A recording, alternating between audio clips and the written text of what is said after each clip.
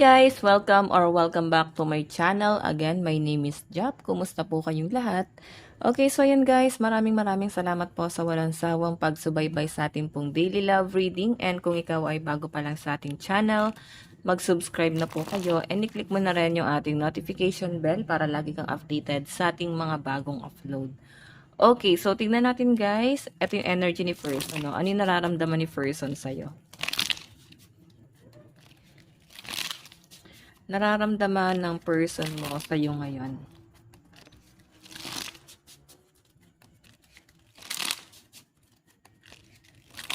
Okay.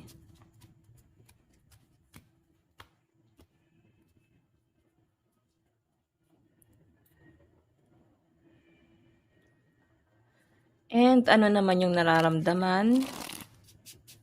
Nararamdaman mo sa person mo. Okay. Ano yung nararamdaman mo kay person?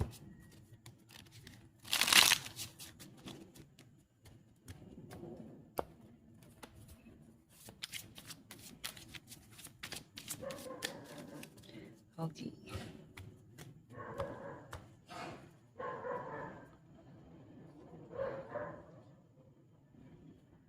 Tignan natin guys, nararamdaman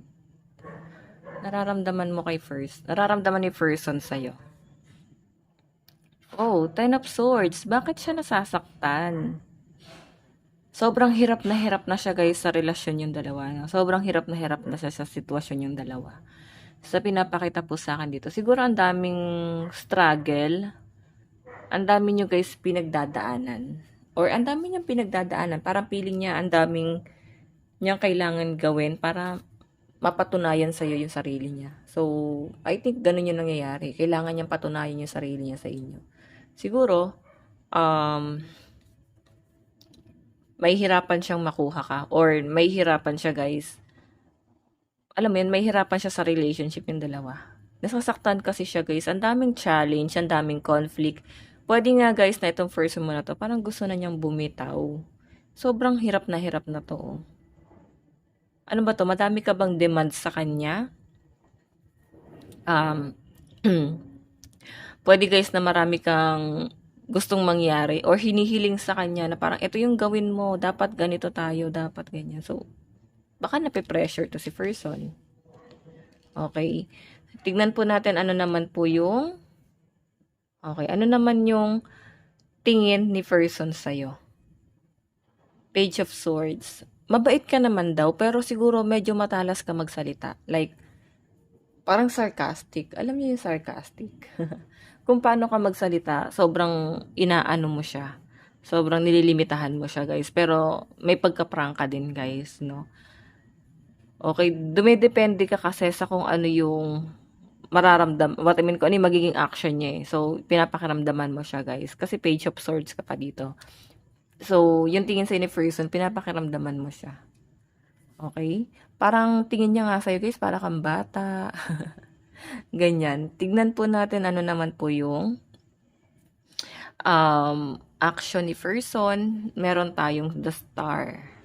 So, the star kasi guys, sa pinapakita sa akin dito, medyo nagpapapansin tong person mo na to sa'yo. Okay?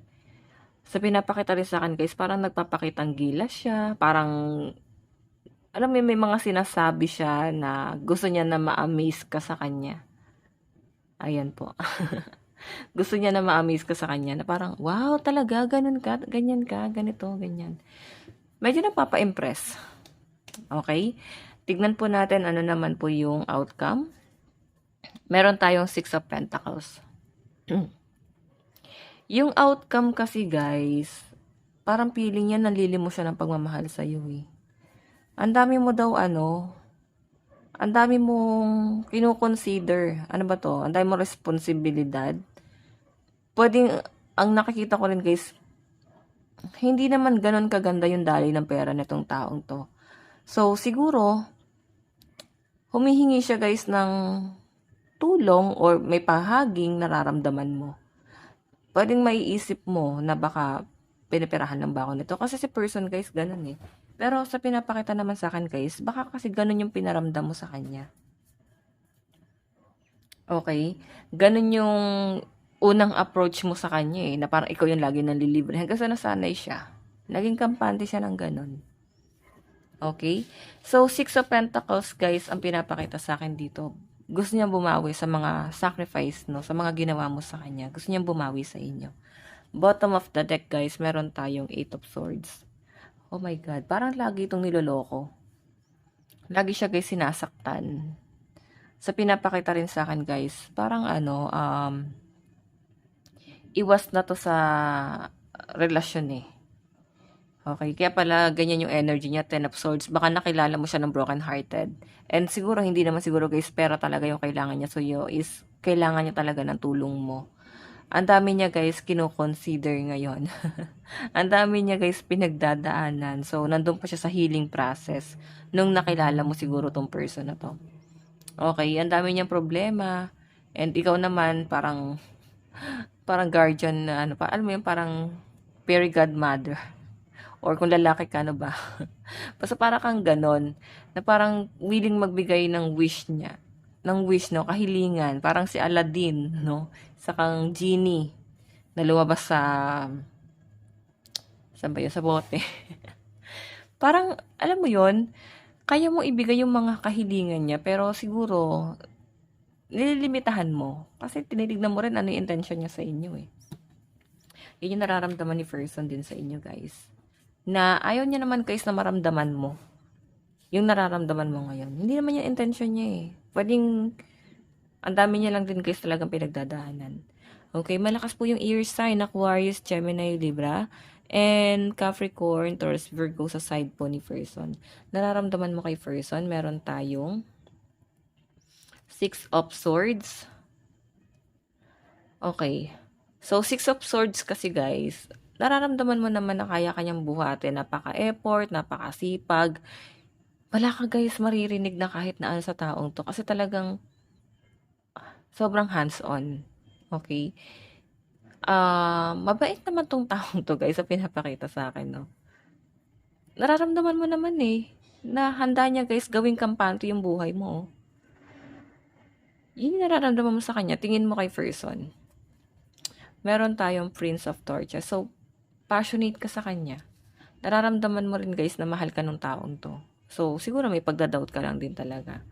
Okay, lalo na sa mga in relationship dito guys. Baka naman broken family tong person na to. Like, may naunang asawa, may girlfriend long, ano sila no. Matagal sila nagsama ng girlfriend niya, boyfriend niya, nung na-meet mo siya. So, baka nagkakaroon ka ng insecurity. Okay? Tignan natin guys ano yung magiging action. Okay, magiging action mo. Three of Cups, celebration. Meron kayo sa celebrate nito. Pwedeng birthday niya, anniversary, monthsary. Basta meron kayo guys isi-celebrate or baka meron kayong pupuntahan na celebration ni person. Okay? Tignan natin. Ano naman yung magiging outcome. Morning. Ano to? Baka dati no umaga kayo magkausap. Ngayon parang hindi na. Talagang di kayo nauubusan ng topic, no? Ngayon parang hindi na siya ganun. Bottom of the deck, guys, meron tayong Ace of Pentacles. Ayan yung, yung ano mo, focus mo, yung pera mo, yung obligasyon mo, yung career mo. Ito siya, nakatingin sa inyo. Nag-aantay na maging priority mo rin siya. Okay, ano? Nakita niya ba, guys? Nag-aantay lang siya, pero nakita niya kasi, guys, talagang iba yung pinipili mo. So, sa side mo, guys, malakas po ang Earth sign, Capricorn, Taurus, and Virgo, Aries, Leo, Sagittarius, Aquarius, Gemini, Libra, Cancer, Pisces, Scorpio, lahat naman pala nandito. Tignan pa natin, guys, na napatungo tong relationship na to. Okay, saan napatungo?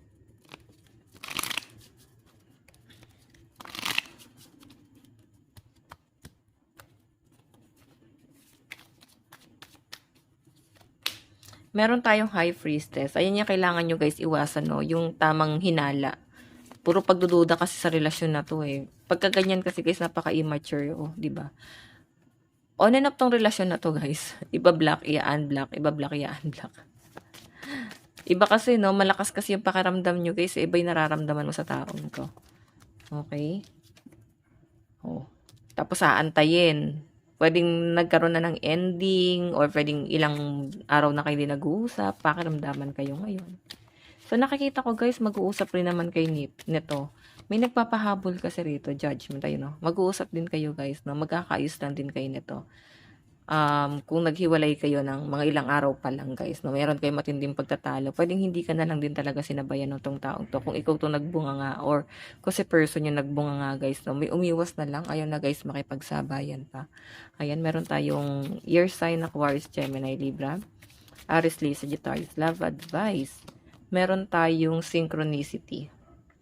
A divine soul counterparts relationship is blessed with amazing moments of synchronicity.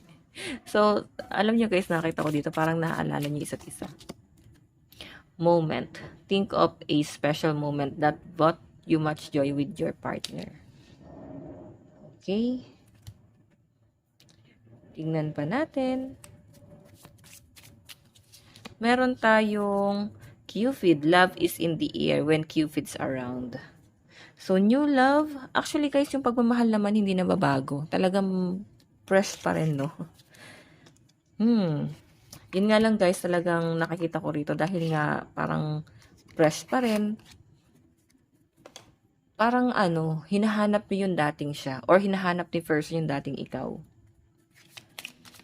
Meron ako nakita dito na parang mahal na mahal niyo isa't isa eh.